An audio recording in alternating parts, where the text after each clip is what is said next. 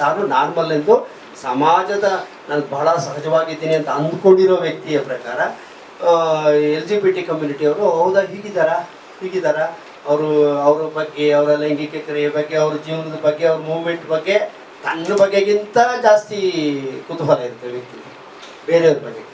ಅಂದರೆ ಅವ್ರು ಅದನ್ನು ಮಾಡ್ತಾರೆ, ಅವರನ್ನೇನಗೊಳಿಸಿ ಅವ್ರ ಬಗ್ಗೆ ಅಷ್ಟೊಂದು ಕುತೂಹಲ ಇಟ್ಕೊಂಡಿದ್ದಾರೆ. ಆದರೆ ನಾನು ಕೆಲವು ಆತ್ಮಕಥೆಗಳನ್ನು ಓದಿದಾಗ, ಕೆಲವ್ರ ಜೊತೆ ಮಾತಾಡಿದಾಗ, ನಮ್ಮ ಸ್ನೇಹಿತರ ಜೊತೆ, ಅವರು ಈ ಪೇಟ್ರಿಯಾರ್ಕಿ ಮಾದರಿಯಿಂದ ಹೊರಗಡೆ ಬಂದು ಯೋಚನೆ ಮಾಡ್ತಿದ್ದಾರೆ ಅಂತ ನನಗನ್ಸಿಲ್ಲ.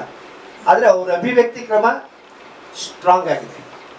ಅವ್ರ ಎಕ್ಸ್ಪ್ರೆಷನ್ ಇದೆಯಲ್ಲ, ಅದು ಸಹಜವಾಗಿ ನಾವು ಲೈಂಗಿಕತೆಯನ್ನು ಮುಚ್ಚಿಟ್ಟು ಅದ್ರ ಬಗ್ಗೆ ಮಾತಾಡೋಕ್ಕೆ ಹೆದರಿ ಮಾತಾಡದೇ ಇರ್ತೀವಲ್ಲ, ಅದರ ಅಭಿವ್ಯಕ್ತಿ ಕ್ರಮದಲ್ಲೇ ಅವ್ರು ನಿಜವಾಗ್ಲೂ ಮುಂದಿದ್ದಾರೆ. ಮತ್ತು ಸಮಾಜದಲ್ಲಿ ಅದನ್ನು ಒಂದು ಈ ಕನ್ಸರ್ವೇಟಿವ್ ಸೊಸೈಟಿ ಇಲ್ಲಿ ಬ್ರೇಕ್ ಮಾಡಬೇಕಲ್ಲ, ಉಸಿರು ಕಡ್ದಂಗೆ ಆಗುತ್ತೆ. ಎಲ್ಲಿ ಇದೇ ಮಾಡೆಲ್ ಇರಬೇಕು, ಇದೇ ಸ್ಟೀರಿಯೋಟಿಪಿಕಲ್ ಆಗಿ ಇದೇ ಮಾತಾಡಬೇಕು, ಹೀಗೆ ಬಟ್ಟೆ ಹಾಕಬೇಕು, ಹೀಗೆ ಕೂತ್ಕೊಳ್ಬೇಕು. ನಮಗೂ ಸಮಾಜಕ್ಕೆ ಅಥವಾ ನಮಗೂ ಒಂದು ಸರ್ಕಾರಕ್ಕೆ ಒಪ್ಪಂದ ಏನಾಗಿರುತ್ತೆ ಅಂದರೆ, ನೀನು ರಕ್ಷಿಸು, ನಾನು ನೀನು ತೆರಿಗೆ ಕೊಡ್ತೀನೋ ಅಥವಾ ನೀನು ಹೇಳಿದ ಕೆಲವು ರೂಲ್ಸ್ ಫಾಲೋ ಮಾಡ್ತೀನಿ ಅಂತ. ಹಾಗಾಗ್ಬಿಟ್ಟು ವ್ಯಕ್ತಿ ಸ್ವಾತಂತ್ರ್ಯದ ಆಯ್ಕೆಗಳನ್ನೇ ಮುಚ್ಚಲ್ಪಟ್ಟಿದೆ. ಹಾಗಾಗಿ ಮತ್ತೆ ಈ ಟ್ರ್ಯಾಪಲ್ಲಿ ಏನಾದ್ರು ನನಗೆ ಗೊತ್ತಿಲ್ಲ ಅಷ್ಟು, ಇದ್ರ ಬಗ್ಗೆ ತಿಳುವಳಿಕೆ ಇರೋರು ತುಂಬ ಇದ್ದಾರೆ, ಅಥವಾ ಪ್ರತ್ಯಕ್ಷವಾಗಿ ಅವರೇ ವಿವರಿಸಬೇಕು. ಪೇಟ್ರಿಯಾರ್ಕಿ ಟ್ರ್ಯಾಪಲ್ಲಿ ಬಿದ್ದಿದ್ದಾರಾ, ಮತ್ತು ಇದನ್ನು ಓವರ್ ಬ್ಲೋನ್ ಮಾಡೋ ಅವಶ್ಯಕತೆ ಇಲ್ಲ ಅನಿಸುತ್ತೆ ನನಗೆ.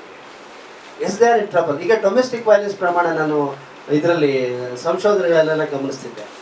ಇದು ಯಾವುದು ಸೋಕಾಲ್ಡ್ ಫ್ಯಾಮಿಲಿ ಅಂತ ಕರಿತೀವೋ, ಆ ಫ್ಯಾಮಿಲಿಯಲ್ಲಿರುವಂಥ ವೈಲೆನ್ಸ್ ಇದೆಯಲ್ಲ, ಸೈಕಲಾಜಿಕಲ್ ವೈಲೆನ್ಸು, ಫಿಸಿಕಲ್ ವೈಲೆನ್ಸು ಬೇರೆ ಕಡೆ ಇಲ್ಲ. ನಾನು ಹಿಂಗೆ ಮಾತಾಡಿದಾಗೆಲ್ಲ ಸೋಷಿಯಾಲಜಿಸ್ಟ್ ಆಗಿ ಅದು ಕನ್ವೆನ್ಷನಲ್, ಅವಾಗ ನಮ್ಮ ಕುಟುಂಬಗಳಾಗಿತ್ತು, ಅವಾಗ ಹಿಂಗಿತ್ತು, ನಮ್ಮ ಕುಟುಂಬಗಳು ತುಂಬ ಚೆನ್ನಾಗಿದೆ, ಅದೆಲ್ಲ ಒಂದು ರೊಮ್ಯಾಂಟಿಕ್. ಅದನ್ನು ಎವಿಡೆನ್ಸ್ ಸಪೋರ್ಟ್ ಮಾಡ್ತಾ ಇಲ್ಲ. ಈಗ ನೀವು ಬೆಂಗಳೂರಿನ ಫ್ಯಾಮಿಲಿ ಕೋರ್ಟ್ಗೆ ಹೋದರೆ ಆ ಎವಿಡೆನ್ಸ್ ಸಪೋರ್ಟ್, ಈಗ ನಾವೇನು ತುಂಬ ಚೆನ್ನಾಗಿದೆ, ಕುಟುಂಬಗಳು ಮಾದರಿಯಾಗಿದ್ದಾವೆ ಅಂದರೆ ಅಲ್ಲಿ ಹೊಡೆದಾಟ ಇರಬಾರ್ದಾಗಿತ್ತು, ಸಂತೋಷ ಇರಬೇಕಾಗಿತ್ತು, ಜಗಳ ಮಿನಿಮಮ್ ಆಗಿರಬೇಕಿತ್ತು. ಮತ್ತು ಯಾಕೆ ಅಷ್ಟೊಂದು ವೈಲೆನ್ಸ್ ಇದೆ, ಯಾಕೆ ಅಷ್ಟೊಂದು ವಿಚ್ಛೇದನದ ಪ್ರಮಾಣ ಇದೆ, ಯಾಕೆ ಹಾಗೆ ಅವರು ಕೊಲೆಯಲ್ಲಿ ಹಿಂಸೆಯಲ್ಲಿ ಕೊನೆಗೊಳ್ತಾ ಇದೆ. ಮತ್ತು ಫ್ಯಾಮಿಲಿ ಕೋರ್ಟು ಶಾಂತಿನಗರದ ಯಾಕೆ ಹಂಗೆ ಗಿಜಿಗಿಜಿಗಿ ಕೊಡುತ್ತೆ, ಎಲ್ಲ ಕಡೆ ಡೈವೋರ್ಸ್ ರೇಟ್ ಯಾಕೆ ಜಾಸ್ತಿ ಆಗುತ್ತೆ. If traditional family was so good, so beautiful ನಾವು ಅಂದ್ಕೊಂಡಿರುತ್ತೆ. ಆದರೆ ಅದನ್ನು ನಾವು ಮತ್ತೆ ಯೋಚನೆ ಮಾಡ್ಕೊಂಡು ಯಾವ ಕಂಟೆಕ್ಸ್ಟಲ್ಲಿ ಯೋಚನೆ ಮಾಡ್ತೀವಿ ಅಂದರೆ, LGBT ಕಮ್ಯುನಿಟಿ ಯಾವುದು ಸ್ವಾತಂತ್ರ್ಯದ ಕಡೆಗೆ ಹೋಗ್ತಿದ್ದೀವಿ ಅಂತ ಅಂದ್ಕೊಂಡು ಮೂವ್ಮೆಂಟ್ ಮಾಡ್ತಿದ್ದಾರೋ ಅವರು ಮತ್ತೆ ಇದೇ ಟ್ರ್ಯಾಪಲ್ಲಿ, ಇನ್ಸ್ಟಿಟ್ಯೂಷನ್ ಆಫ್ ಫ್ಯಾಮಿಲಿ ಇದೆಯಲ್ಲ, ಅದೇ ಟ್ರ್ಯಾಪಲ್ಲಿ ಅದು ತನ್ನ ಹಕ್ಕುಗಳನ್ನು ಕಂಡುಕೊಳ್ಳೋದು ಇರೋ ಈ ಪೇಟ್ರಿಯಾರ್ಕಿನೋ ಇದನ್ನು ಮೀರಬೇಕು ಅಂತಂದರೆ. ಆಮೇಲೆ ಈ ಪೇಟ್ರಿಯಾರ್ಕಿನ LGBT ಕಮ್ಯುನಿಟಿನೂ ಕ್ಯಾಸ್ಟ್ ಜಾತಿ ಅಂದರೆ ಅದೊಂದು ಫ್ಯಾಸಿಸ್ಟ್ ಆರ್ಮಿ, ಅದಕ್ಕೇನು ಡೆಫಿನೇಷನ್ನೇ ಇಲ್ಲ. ಜಾತಿ ಅಂದರೆ ಅದೊಂದು ಫ್ಯಾಸಿಸ್ಟ್ ಆರ್ಮಿ. ಅವರು ಒಂದು ಫ್ಯಾಸಿಸ್ಟ್ ಮೆಂಬರ್ ಯಾವನೊಬ್ಬ ಇರ್ತಾನೆ, ಆ ಜಾತಿ ಅಂದರೆ ಒಂದು ಫ್ಯಾಸಿಸ್ಟ್ ಆರ್ಮಿ ಅಂತ ಇಟ್ಕೊಳ್ಳಿ. ಆ ಮೆಂಬರ್ ಇರ್ತಾನೆ, ಅವ್ನು ಕಾಪಾಡ್ಕೊಳ್ಳೋಕ್ಕೆ ಅವರೆಲ್ಲ ಸುತ್ತುವರಿತಾರೆ, ಅವ್ನು ಏನಾರು ಮಾಡಿರ್ಬೋದು. ಮೊದಲನೇ ಪ್ರಕರಣ ಹೇಳಿದ್ನಲ್ಲ, ಆ ಪ್ರಕರಣದಲ್ಲಿ ಎಷ್ಟೋ ಜನರನ್ನು ಅತ್ಯಾಚಾರ ಮಾಡಿಲ್ಪಟ್ಟ ಎಂದು ಆರೋಪಿಯನ್ನು ಅವ್ರ ಜಾತಿಯವರು ಎಷ್ಟು, ಕೆಲವರು ಎಲ್ಲರೂ ಅಲ್ಲ, ಕೆಲವರು ಎಷ್ಟು ಸಮರ್ಥಿಸಿದ್ರು, ಅದನ್ನೇ ನಾನು ಫ್ಯಾಸಿಸ್ಟ್ ಆರ್ಮಿ ಅಂತ ಕರೆಯೋದು. ಜಾತಿಗೂ ಅಪರಾಧಕ್ಕೂ ಲೈಂಗಿಕತೆ. ಆಮೇಲೆ ಆ ಜಾತಿನೇ ಹೇಳುತ್ತೆ ಅವ್ರ ಲೈಂಗಿಕತೆಯಲ್ಲಿ ನಮ್ಮ ಜಾತಿಯ ಪರಿಶುದ್ಧತೆಯನ್ನು ಕಾಪಾಡ್ಕೋಬೇಕು, ಅದಕ್ಕಾಗಿ ಲೈಂಗಿಕತೆ ಯಾವುದೇ ಬಗೆಯ ಲೈಂಗಿಕ ಉಲ್ಲಂಘನೆ ಅಥವಾ ಸ್ವಾತಂತ್ರ್ಯದ ಬಗ್ಗೆ ವಿರುದ್ಧವಾಗಿ ಹೋಗುತ್ತೆ. ಹಾಗಾದರೆ ನಾವು ಇದರಲ್ಲಿ ಯಾವ ನಿಲುವನ್ನು ತಳಿಬೇಕು? ಈಗ ಸೆಕ್ಷುಯಾಲಿಟಿ ಬಗ್ಗೆ ಇರುವಂಥದ್ದು ಒಂದು ಏನಾದ್ರೆ ಬರೀ ಅದು ಸಂಭೋಗಕ್ಕೆ ಸೀಮಿತವಾದ ಅರ್ಥದಲ್ಲಿ ಅದನ್ನು ವಿವರಿಸ್ತಾರೆ. ಅಷ್ಟೇನು ಈಗ ನಾವು ಎಷ್ಟೋ ಜನ ಫ್ರೆಂಡ್ಸ್ ಎಲ್ಲ ಹೋಗ್ತೀವಿ, ಕುಡಿತೀವಿ, ಮಾತಾಡ್ತೀವಿ, ಜೊತೆಲಿರ್ತೀವಿ. ನಾವು ಅದು ಗಂಡಸರಂತೂ ಭಾರತದಲ್ಲಿ ಇವೆಲ್ಲ ಬಾರ್ಗಳಲ್ಲೂ ತುಂಬ ತುಳುಕ್ತಾ ಇರ್ತದೆ ನೋಡಿ. ಅದನ್ನ ಯಾರು ಬೇರೆ ಪ್ರಪಂಚದಲ್ಲಿ ಬೇರೆ ದೇಶದವ್ರಲ್ಲಿ ಬಂದು ನೋಡಿದ್ರೆ ಇನ್ನು ಎಷ್ಟು ಜನ ಇಲ್ಲಿ ಇವರೆಲ್ಲರೂ ಸಂಗಾತಿಗಳೇನೋ, ಲೈಂಗಿಕ ಸಂಗಾತಿಗಳೇನೋ ಅಂದ್ಕೋಬೇಕು. ಎರಡಷ್ಟು ಜೊತೆಲೇ ಇರ್ತಾರೆ ಫ್ರೆಂಡ್ಸ್, ಅವ್ರದಾಗಿಂತ ಫ್ರೆಂಡ್ಸ್ ಆಗಿರ್ತಾರೆ. Association which gives you pressure, which gives you peace, ಒಂದು ಏನೋ ಶಾಂತಿ, ಒಂದು ನೆಮ್ಮದಿ, ಒಂದು ವಿಚಾರ ಹಂಚುವಿಕೆ, ಅದ್ರ ಜೊತೆ ಲೈಂಗಿಕತೆಯೂ ಒಂದು ಅಂಶವಾಗಿದೆ.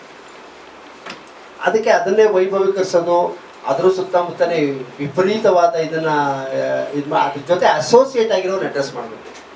ಪಿತೃಪ್ರಧಾನ ಗಂಡಾಳಿಕೆನ ಸೆಕ್ಸ್ ಯಾವಾಗ ವಿಮೋಚನೆಯ ಹಾದಿಯಲ್ಲಿ ಹೋಗುತ್ತೆ ಅಂದರೆ ಅದ್ರ ಜೊತೆ ಕ್ಯಾಸ್ಟ್ ಅಡ್ರೆಸ್ ಮಾಡದೆ ಹೋದರೆ ಇದು ಸೆಕ್ಸು ಬಗ್ಗೆ ನಾವು ಸೆಕ್ಷುಯಾಲಿಟಿ ಬಗ್ಗೆ ನಾವು ಸರಿಯಾಗಿ ಅರ್ಥ ಮಾಡ್ಕೊಳ್ಳಲ್ಲ. ಅದ್ರ ಜೊತೆ ಇರುವಂಥ ಅಧಿಕಾರ, ಸರ್ಕಾರ ಮತ್ತು ಅಧಿಕಾರ ಮತ್ತು ಅದು ನಿರೂಪಿಸುತ್ತಿರುವಂತಹ ಪ್ರಾಪಗಂಡ, ಸೆಕ್ಷುಯಾಲಿಟಿ ವಿರುದ್ಧ ಇರೋ ಪ್ರಾಪಗಂಡ ನಾನು ನೋಡ್ತಾ ಇದ್ರೆ ಕಳೆದ ಒಂದು 2-3 ತಿಂಗಳಿಂದ ಸುಸ್ತಾಗಿ ಹೋಗ್ಬಿಟ್ಟಿದ್ದಾರೆ. ಇವ್ರು ಯಾವುದೋ ಶತಮಾನಕ್ಕೆ ತಗೊಂಡೋಗಿ ನಮ್ಮನ್ನೆಲ್ಲ ಹಾಕ್ಬಿಡ್ತಾರೆ ಅಂತ ಖಾತ್ರಿ ಆಯಿತು. ಅವ್ರನ್ನ ಜೈಲಿಗೆ ಹಾಕಿದ್ರು ಆರೋಪಿಗಳೆನ್ನಿಸ್ಕೊಂಡವ್ರನ್ನ. ಆದರೆ ನಮ್ಮನ್ನೆಲ್ಲ ಈ ಚಿಂತನೆಯಲ್ಲಿ, ಚಿಂತನಾ ಕ್ರಮದಲ್ಲಿ ಮತ್ತು ಪಿತೃಪ್ರಧಾನ ಮೌಲ್ಯಗಳಿಗೆ ಈ ಮೀಡಿಯಾ ಕಟ್ಕೊಡ್ತಿರೋ ನೆರೆಟಿವ್ ಇದೆಯಲ್ಲ ಸೆಕ್ಷುಯಾಲಿಟಿ ಮೇಲೆ, ಆ ನೆಪದಲ್ಲಿ ಅವ್ರಿಗೆ ಈ ನೆಪ ಮಾತ್ರ, ಯಾರು ಕಂಕುಬಾಯಿನ್ ಅಂತ ಹೇಳಿದ್ನ ಅದು ನೆಪ, ಆ ರೇಪ್ ಆಗಿದ್ದು ಒಂದು ನೆಪ, ಅವ್ರಿಗೆ ಇದರಲ್ಲೆಲ್ಲ ಆಸಕ್ತಿ ಇಲ್ಲ. ಅವ್ರಿಗೆ ಬೇಕಿತ್ತು ಇವೆಲ್ಲ TRPಗೋಸ್ಕರ. ಅವರು ಅದರ ಹಿನ್ನೆಲೆಯಲ್ಲಿ ಹೇರುತ್ತಿರುವ ಒಂದು ಪ್ರಧಾನ ಮೌಲ್ಯಗಳು ಮತ್ತು ಲೈಂಗಿಕತೆಯನ್ನು ಕುರಿತಾದಂಥ ಮಾರಲ್ ಕೋಡ್ ಆಫ್ ಕಂಡಕ್ಟ್ ಅನ್ನು ಕೊಡ್ತಾ ಇದ್ದಾರಲ್ಲ ನಮಗೆ, ಹೀಗೆ ಇರಬೇಕು, ಲೈಂಗಿಕತೆ ನಿರ್ದೇಶನಗಳನ್ನು ಕೊಡ್ತಾ ಇದ್ದಾರಲ್ಲ, ಅದನ್ನು ನಾವೆಲ್ಲ ಭಾಳ ಸೂಕ್ಷ್ಮವಾಗಿ ಇಡಿಸ್ಬೇಕು. ಆಮೇಲೆ ಇದೊಂಥರ ಟರ್ಮಾಯಿಲ್, ಸೆಕ್ಷುಯಾಲಿಟಿ ಕುರಿತಂಥ ಟರ್ಮಾಯಿಲ್ ನಡೀತಾ ಇದೆ ಭಾರತದಲ್ಲಿ. ಕರ್ನಾಟಕದಲ್ಲೇ ಈಗ ನಮಗೆ ಈ ಕರ್ನಾಟಕ ದಿನ TV ನೋಡಿದ್ರೆ ಅವ್ರು it is discourse on sexuality. ಒಬ್ಬೊಬ್ಬನೊಂದೊಂಥರ ಅವನಿಗೆ ತೋಚಿದ ಲೈಂಗಿಕ ಸಂಕೇತಗಳನ್ನು ಕಟ್ತಿದ್ದಾರೆ. ಆದರೆ ಅದರ ಆಳವದಲ್ಲಿ ಅಡಗಿರೋದು ಹಳೆಯ ಪ್ರತಿಷ್ಠಾಪಿತ ಪಿತೃಪ್ರಧಾನ ಲೈಂಗಿಕ ಮೌಲ್ಯಗಳನ್ನು ಮತ್ತು ಹೆಟ್ರೋಸೆಕ್ಷುಯಾಲಿಟಿಯನ್ನು ಗ್ಲೋರಿಫೈ ಮಾಡುವಂಥದ್ದು, ಮತ್ತು LGBT ಕಮ್ಯುನಿಟಿನ ಸಾಧ್ಯವಾದಷ್ಟು ಆ ಥರದ ಇನ್ಯಾವುದೇ ಲೈಂಗಿಕ ಓರಿಯೆಂಟೇಷನ್ ಇರ್ತಾರೆ, ಸೆಕ್ಷುಯಲ್ ಓರಿಯೆಂಟೇಷನ್, ಅದನ್ನು ಪಕ್ಕಕ್ಕೆ ತಳ್ಳುವಂಥದ್ದು, ಮತ್ತು ವ್ಯಕ್ತಿ ಸ್ವಾತಂತ್ರ್ಯವನ್ನು ಹರಣ ಮಾಡುವಂಥದ್ದು, ಮತ್ತು ಮುಖ್ಯವಾಗಿ ಎಲ್ಲ ನೆಲೆಯಲ್ಲಿಯೂ ಮಹಿಳೆಯನ್ನು ದಮನ ಮಾಡೋದು. ಈ ಮಧ್ಯಪ್ರದೇಶದ ಬುಡಕಟ್ಟಿನ ಮಹಿಳೆ ದಮನ ಮಾಡುವಂಥದ್ದು ನಡೀತಾ ಇದೆ. ಅದಕ್ಕೋಸ್ಕರವಾಗಿ ತಾವೆಲ್ಲರೂ ಈ ಘಟನೆಗೆ, ಈ ಘಟನಾವಳಿಗಳಿಗೆ ಸೆಕ್ಷುಯಾಲಿಟಿ ನೇರ ಸಂಬಂಧ ಹೊಂದಿದೆ. ಮತ್ತು ಇದರ ಸೆಕ್ಷುಯಾಲಿಟಿ, ಕ್ಯಾಸ್ಟು, ಪವರನ್ನು ಕರೆಕ್ಟಾಗಿ ನಾವು ಅದನ್ನು ಅರ್ಥ ಮಾಡಿಕೊಂಡು ಅದನ್ನು ವಿವರಿಸ್ಕೊಳ್ಳದೆ ಹೋದರೆ ಈ ಸಮಸ್ಯೆಗಳಿಂದ ನಮಗೆ ಅದರಲ್ಲಿ ಇದು ಒಂದು ಸಮಸ್ಯೆ, ಸಮಾಜದಿಂದ ಏರಲ್ಪಟ್ಟಿರುವಂಥ ಸಮಸ್ಯೆ. ಹೀಗೆ ಅರ್ಥ ಮಾಡ್ಕೊಳ್ಬೇಕು ಅಂತ ಇಷ್ಟು ವಿಚಾರಗಳನ್ನು ಹಂಚ್ಕೊಳ್ಳೋದಕ್ಕೆ ನಿಮ್ಗೆ ಅವಕಾಶ ಮಾಡಿಕೊಡೋದಕ್ಕೆ ತುಂಬ